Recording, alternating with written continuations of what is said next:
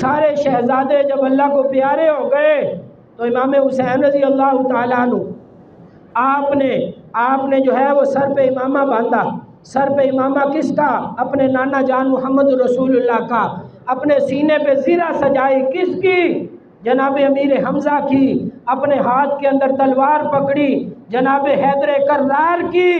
ذوالفقار حیدری پکڑ کے آپ جو ہے وہ میدان جہاد میں گئے، اور آپ نے جانے سے پہلے علماء نے لکھا، تاریخ اٹھا کر دیکھیں، آپ نے یہ نہیں کہا، آپ نے اپنے خاندان کی شہزادیوں کو وصیت فرمائی۔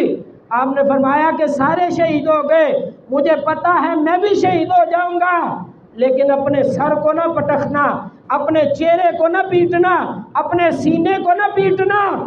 آپ نے اپنے نانا جان کی روایت بیان کی۔ آپ نے فرمایا، رسول خدا نے فرمایا، جو اپنے سینے کو پیٹے وہ ہم مسلمانوں سے کوئی نہیں۔ آپ نے اپنے سینے اور سر کو نہیں پٹخنا۔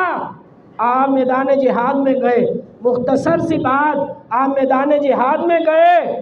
آپ علماء فقہا نے لکھا، جب آپ میدان جہاد میں اترے تو دیکھنے والوں نے دیکھا آپ جدھر جاتے یزید کے کتوں کے جو سر تھے وہ ہوا کے اندر لہرتے ہوئے نظر آتے۔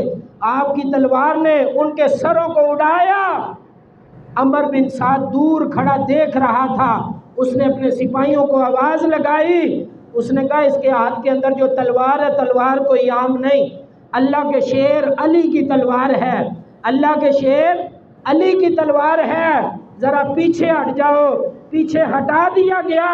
جب سارے پیچھے ہٹ گئے تو اس نے آواز لگائی، اس نے کہا، دور سے کھڑے ہو کر اب جو ہے وہ تیروں کی بوچھار کر دی جائے۔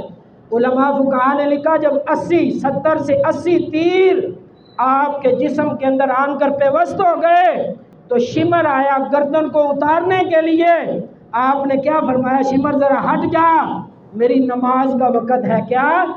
میری نماز کا وقت ہے۔ علماء فقہا نے لکھا، جمعے کا دن، جمعے کا وقت، اور آپ نے جام شہادت نوش کرتے ہوئے بھی آپ نے جو ہے وہ نماز کو ضائع نہیں کیا۔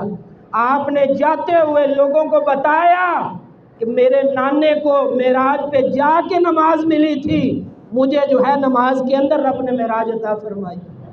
آپ نے اپنے سر کو جو سجدے میں رکھا تو شمر لعین نے جناب امام حسین کے سر کو جو ہے وہ قلم کیا، قلم کر کے آواز لگائی کہ میں نے حضور کے لخت جگر کو جو ہے اس کے سر کو قلم کر دیا۔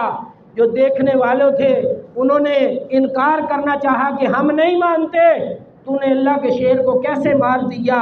اس لعین نے جناب امام حسین کا سر مبارک اپنے نیزے پہ جو بلند کیا تو سارے کے سارے جو لعین تھے جناب خاندان نبوت کے شہزادوں کی طرف لپکے، اور جتنے لاشیں تھے سروں کے، جو سر تھے جسموں سے جدا کر کے انہوں نے جو ہے وہ تلواروں کے نیزوں کے اوپر بلند کر کے بتایا کہ ہم جو ہیں وہ یزیدی ہیں۔